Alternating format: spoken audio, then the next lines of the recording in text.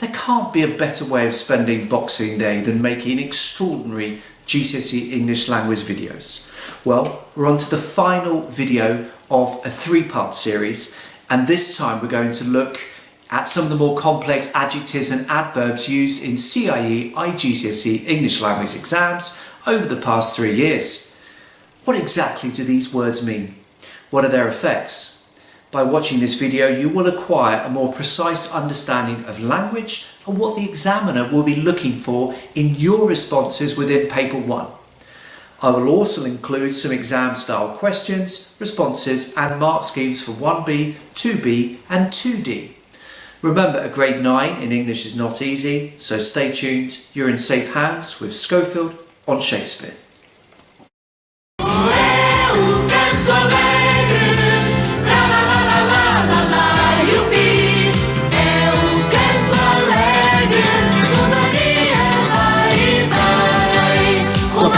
Le grammatiche sono così. E poi non gosto se dà per non si mordeva. Não vês que sou eu?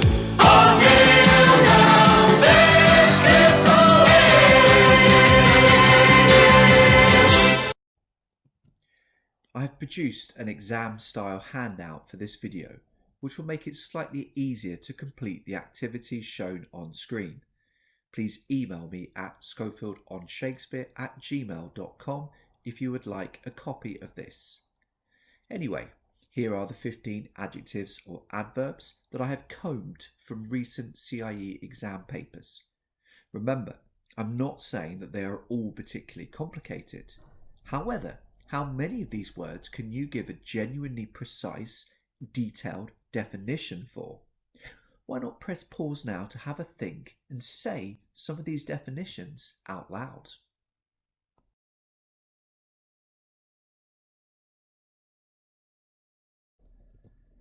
Slightly hazy, slightly imprecise on a few.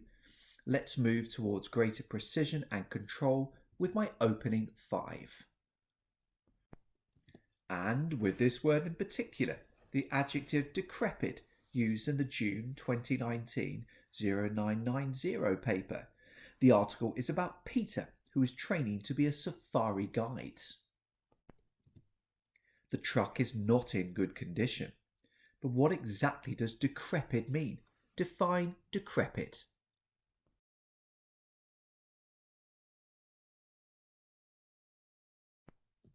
So decrepit means being in a very poor condition. The truck in Africa hasn't been properly maintained or looked after. Next up is another adjective beginning with D. Dingy, which featured the previous year in the 0500 June 2018 paper. This is the article describing the feelings and experiences of a coal miner. We are underground in the mine, and the author seems to be talking about the levels of light within the noun graininess. But what exactly does the adjective dingy mean? Define it.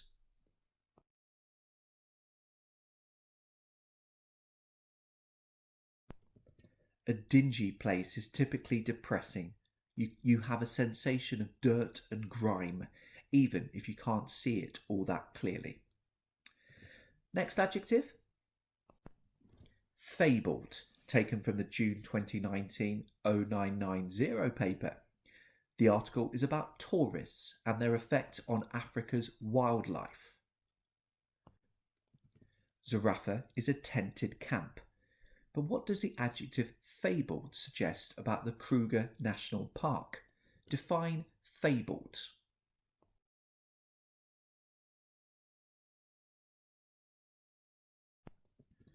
The Kruger National Park is not just famous, it's almost entered into folklore. So many great things have been heard about it, so many great stories have been created about it.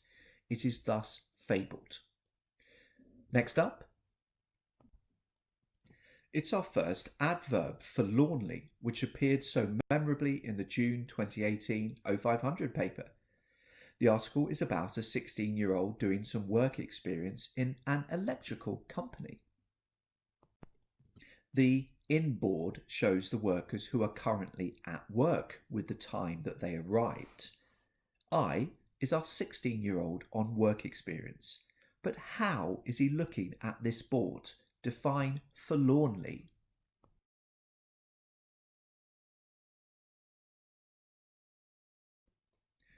Our new to the workplace teenager is looking in an unhappy, slightly lost, wistful way. He is glancing forlornly. Now for the final word in this first set of 5. It's the splendid fusty, which appeared in the 0990-2020 paper. The article is optimistically titled The Rebirth of the Bookshop. And the opening sentence introduces how bookshops used to be perceived. They were old world and fusty. But what exactly does fusty mean? Define it.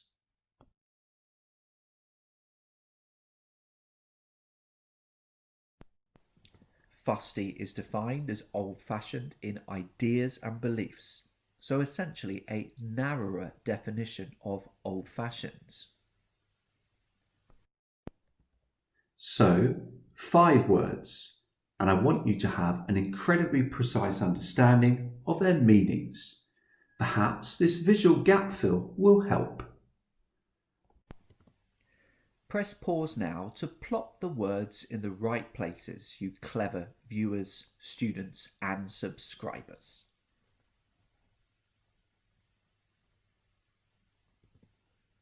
Well, an interesting combination of sentences plundered from a variety of different sources, including, of course, the Daily Mail and Mary Elizabeth Braddon's delicious Lady Audley's Secret. Question 1 is, of course, dingy. It looks dirty and a bit grubby.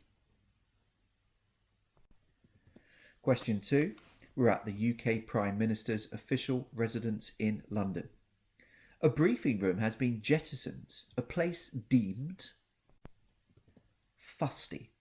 Old-fashioned ideas and beliefs used to pour forth from here. Next up, question 3, and it's dear old Rugger. The England defence has generally been thought of as so good that it has become fabled. Not anymore, presumably. Question 4 is about the Queen's beloved dogs, her corgis. If the Queen is putting on a tiara, she is unlikely to be able to take them for a walk. Thus, they lie on the floor looking morose and unhappy. Finally, question 5 about buildings in Cyprus in a poor state of repair. Some of these buildings are decrepit. They haven't been looked after and maintained properly. Time now for a quick paper 1 style activity before moving on to the next set of 5. And it's a 2B style question for you. Good luck. Press pause to write down your answers to the questions on screen now.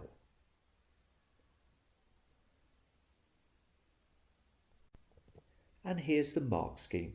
Press pause to read through and mark your work.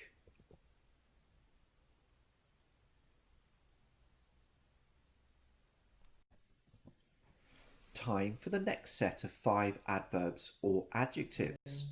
We've got some corkers here, haven't we?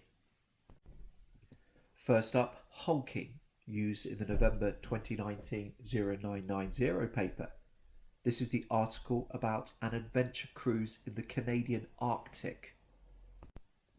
It is an iceberg, but what do we learn about the polar bear other than its colour? Define hulking.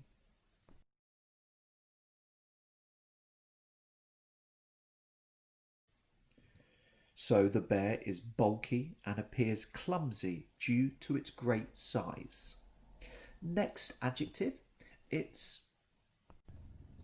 indigenous, which also appeared in the November 2019 0990 paper, but in passage B about Inuit life.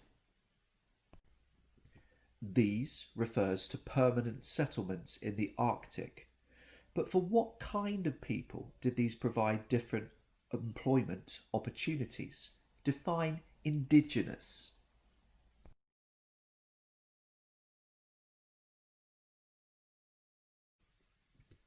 I think this is one of those words that the vast majority of us know what it means, but may struggle to provide a precise definition.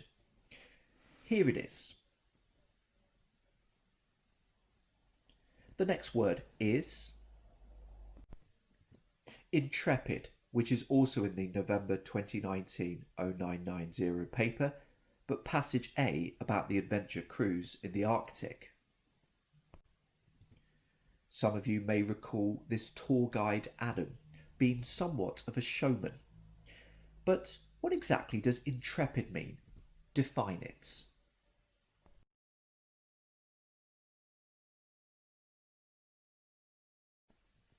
So it's about being resolutely fearless.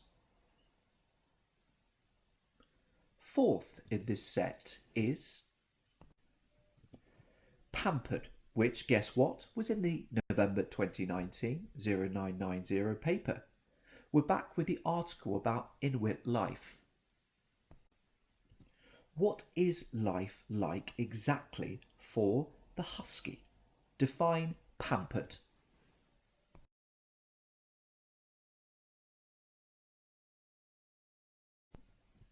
It's fairly similar to spoilt, isn't it? But perhaps without the negative connotations or suggestion of children.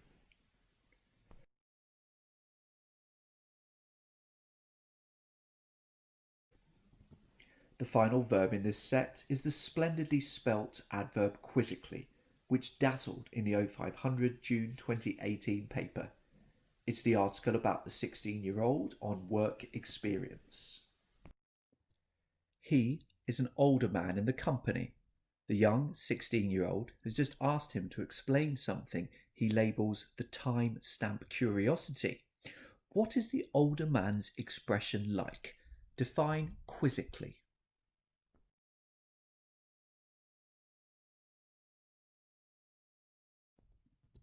To look quizzically in someone's direction is to look a little amused, puzzled, unsure of what that person is on about. So 5 more words. I want you to have an incredibly precise understanding of their meanings. Can you complete the words missing from the definitions I gave?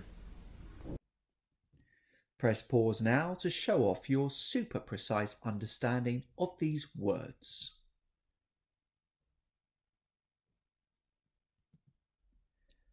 Time to speed through the answers.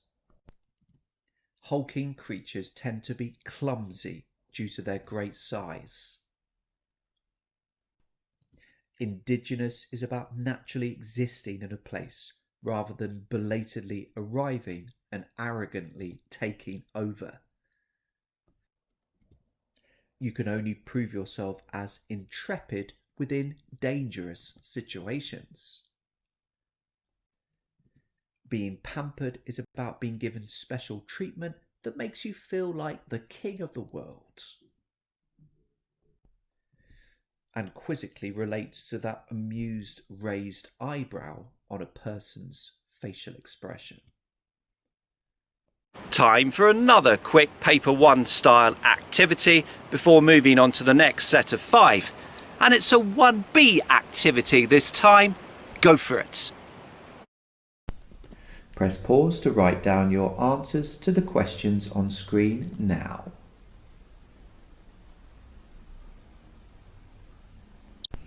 And here's the mark scheme. Press pause now to read through and mark your work.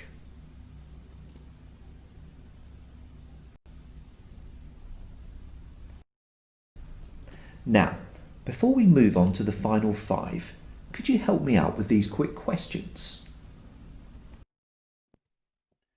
What adjective beginning with F is used to describe a much talked about person, thing, or place? It is, of course, fabled. And tell me, what adjective beginning with D means being in a really poor state or condition? The answer? Decrepit. My sons frequently use this rather uncomplimentary term to describe me, the naughty scamps. Let's move on to another adjective. It's sporadic, which I located in the June 2018 0500 paper. This is the article about miners working underground. The machine is a winder. But how does this machine operate? Define sporadic.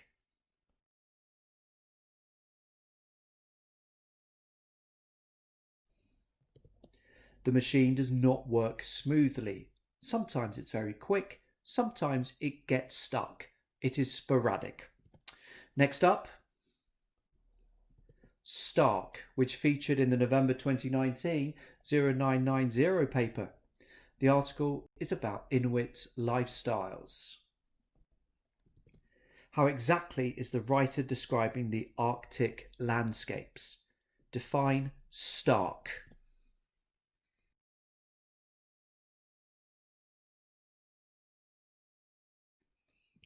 Stark is violent, harsh, severe. I like to use this adjective with the noun reality. The third adjective adverb in this set is stealthily, which also appeared in the 0990 November 2019 paper, albeit from the passage about the tourists in the Canadian Arctic. He is the tour guide Adam, but how is he moving around the tourists? Define stealthily.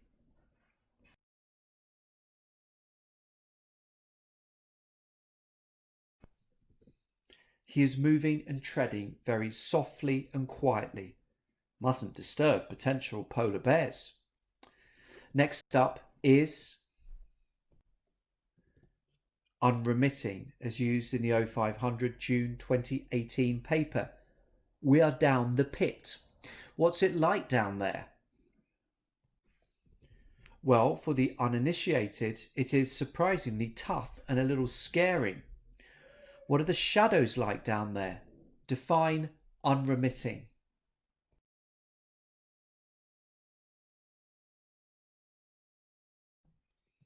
Unremitting is unrelenting, constant. There is never any genuine natural light this low down in the pit, and so the shadows are unremitting. Final word of this video is the adverb wantonly, which I nabbed from the November 2018 0500 paper. In this article, a grandfather is passing on words of wisdom. He's right, isn't he? If someone loves us, but we don't love them back, we shouldn't be horrible to them. But what exactly does wantonly mean? Define it.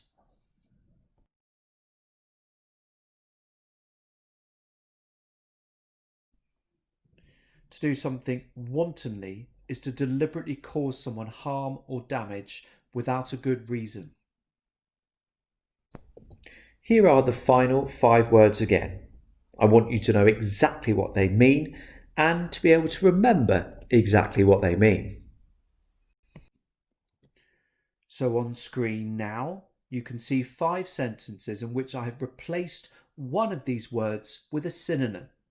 Can you work out where our final 5 should have been used? Press pause to get cracking.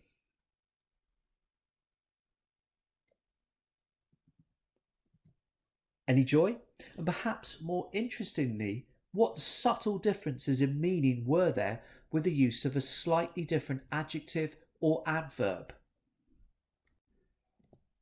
Back to the joys of Mary Elizabeth Braddon. Tension is building. But what adjective or adverb did she originally use in this menacing sentence? Stealthily. And this has got me thinking, how exactly is stealthily different to furtively? Well, has furtively got more negative connotations, whereas moving stealthily may be something rather to be admired. Next up, a sentence about the extraordinary relief-inducing moment when Britain and the EU announced a post-Brexit trade deal. But I'm afraid I tricked you. The adjective blunt was not used in the sentence about our clownish Prime Minister. No, the EU's statement was in stark contrast to Boris's typically japish statement. In question 3, the issue is whether Chinese spies may be using economic pressure to influence or undermine US legislators. Ratcliffe is the US Director of National Intelligence. The Chinese spokeswoman is clearly unhappy with his claims and uses an emotive adverb, which was actually wantonly. Shall we briefly explore the difference in meaning between the two adverbs? Well, malevolently is in a way which causes or wants to cause harm or evil, where wantonly can mean that you don't care about whether your actions may result in bad things. Subtle difference, eh? Question 4 now, and we're on to the performance of Juventus this season under Andrea Pirlo. They have been up and down or sporadic Cristiano Ronaldo or no Cristiano Ronaldo. And finally, a reference to the broken dreams of the Arab Spring. But actually, the journalists used the adjective unremitting. The violence was incessant and didn't stop. Time for one final Paper 1S activity, this time a mini 2D. Break a leg! Note I say mini 2D as there is only one paragraph to comment on, from which you will need to take 3 quotations.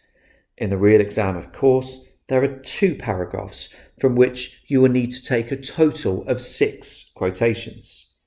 Of course, the passage contains words which we have been studying in this video, but do not necessarily choose these. You want to hone in on those words and phrases about which there is the most to say. And, as ever, if there's any imagery, such as similes or metaphors, choose these first.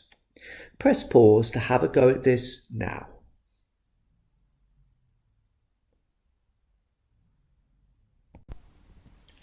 Before I show you my response, here are some of the suggested points on the mark scheme. Remember, these don't cover any quotation you may have used, but I have aimed to go for the juiciest. Press pause now to read these through and compare to your own response. Do feel free to toggle back if you want to see the passage as a whole again.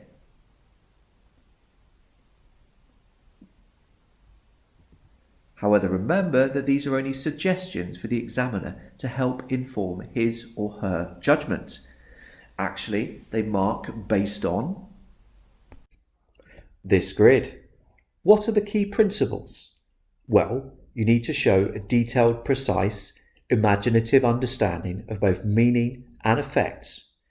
You need to have chosen your quotations incredibly carefully, judiciously. If you've chosen an overly simplistic one, then there won't be enough to explore or develop. Anyway, for my first bullet point, I write shone hospitably. The adverb hospitably emphasises that Mr. Bulstrode sees the house as a friendly and welcoming place. He can glean the lights of this house in the distance, and these lights remind him of the warm affection that he can find there. This is a sharp contrast to the cold, eerie atmosphere around his current location near the North Lodge. In my seconds, as silent as the grave. This simile implies that the atmosphere is oppressively still and noiseless by the North Lodge. At the risk of stating the obvious, graves are places in the ground where dead bodies are buried, and so this simile may imply that someone may have recently died there or be close to death. The simile also conjures up images of decay and decomposition, thus further creating a tense atmosphere. And finally, for my third, stark, phantom-like air. This phrase develops the imagery about the grave earlier in the sentence and confirms that the atmosphere close to the North Lodge is eerie and otherworldly. It feels like the kind of dark, unhappy place devoid of vibrant humanity in which ghosts might roam and inhabit. The adjective stark emphasises just how vividly and quickly Mr. Bulstrode can sense this gloomy, oppressive atmosphere. Yes, that's enough wittering from me for the time being. This has been a Schofield on Shakespeare production, which is aimed to share with you sentences which give an indication into the type of sentences you will come across within the extracts in the exam. It has encouraged you to develop a more precise understanding of vocabulary, and it has given you practice and mark schemes for 3 parts of the exam, 1B, 2B and 2D, with my own response available for 2D. I hope it's been helpful, and many thanks for watching.